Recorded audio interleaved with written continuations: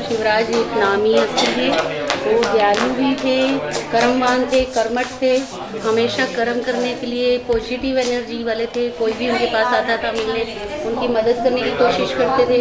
और हम लोगों को भी बस यही शिक्षा देते थे कि दूसरे क्या कर रहे हैं वो मत सोचो, आप अपने काम करो। उनका एक ही मोटिव होता था कि आप खुद क्या कर रहे हो, दूसरों से मोटिवेशन नहीं अपने से लेना है कि मुझे अपने जीवन में कुछ करना है। ये हमारा जीवन जो है वो तभी सफल है जब हम किसी और के लिए कुछ करते हैं। अपने लिए सभी जीते हैं, लेकिन डॉक्टर साहब हमेशा दूसरों के लिए जीना चाहते थे और कोई ना कोई सेवा भाव से कार्य करते रहते थे।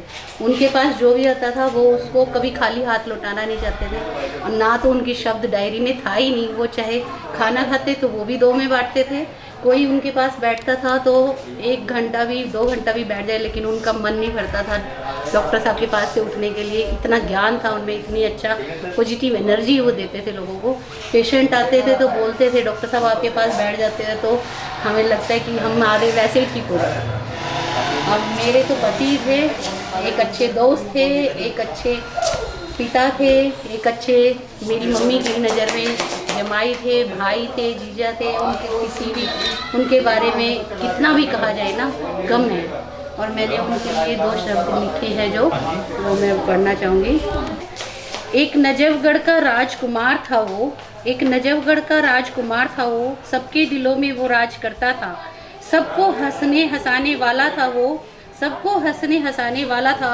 सबसे भोला और सबसे निराला था वो, सबसे भोला और सबसे निराला था वो। दोस्तों में महफिल की जान था वो, दोस्तों में महफिल की शान था वो, दोस्तों में महफिल की जान था वो, दोस्तों में महफिल की शान था वो। बहनों का राज दुलारा था वो, भाइयों का भी बहुत प्यारा था वो। वसुंधरा बेटी का पापा प्यारा सा था, वसुंधरा बेटी का पापा प्यारा सा, शक्तिराज का दोस्त प्यारा था वो। अपने दिल की क्या बात कहूँ, अपने दिल की अब मैं बात कहूँ, मेरी भक्ति, मेरी शक्ति, मेरी जान, मेरा सहारा था वो। आज भी तुम कहीं राज जिंदा हो, मुझ में तुम कहीं जिंदा हो, मुझे अपनी शक्ति देना, मेरा सहारा बनना। एक वर्डिंग मैंने इनके लिए लिखी है। मेरे प्राणपति शिपिया मुझे भव पार लगा देना, मेरे प्राणपति शिपिया मुझे भव पार लगा देना। जब याद करूं तुमको मुझे अपनी शरण देना, मेरे प्राणपति शिपिया भव पार लगा देना। ये महल दुमहले हैं, पंछी बन उड़ जाना है। ये महल दुमहले हैं, कुछ काम न आना है। जब कष्ट पड़े तन को, जब याद करूं तुमको, जब कष्ट पड़े तन को, जब याद करूं तुमको, तब अपनी शरण देना, मेरे प्राणपति शिपिया भव पार लगा देना, अपनी शक्ति देना। अगर किसी के जाने की कमी कोई नहीं चाहते, उन्होंने जो दिखाया रास्ते जो कितना आप चल पा रहे हैं? मैं उनके साथ 25 साल रही और मैंने हमेशा एक चीज़ महसूस की, पहले ही दिन से, जिस दिन मेरी एंगेजमेंट हुई उसी दिन से मैंने महसूस किया कि ये सिर्फ एक इंसान के रूप में नहीं, अपने बारे में नहीं सोचते हैं। ये सबसे पहले अपने परिवार, अपने समाज, दुनिया के बारे में ज़्यादा सोचते हैं। तो मेरे पापा ने एक दिन मजाक में मुझे बोला भी कि डॉक्टर साहब को सिर्फ बांध के मत रखना, क्योंकि ये पर्सन ऐसा नहीं है जो कि तुम अपना अपना बनाना चाहो। इसको सोशल वर्क करके खुशी मिलती है और ऐसे लोग बहुत कम होते हैं दुनिया में जो दुनिया को कुछ देना चाहते हैं। तो हमने भी अपनी तरफ से उनको कभी वीडियो भी बांधा नहीं, जो वो करना चाहते थे, जितने समाज कार्य है या जहाँ भी जाना चाहते थे उन सब में वो खूब अच्छे से हिस्सा लेते रहे जब तक वो जिंदा रहे। हमने अपनी तरफ से कोशिश की, उनके मार्ग पे पे चले, उनका साथ दें तन मन धन से।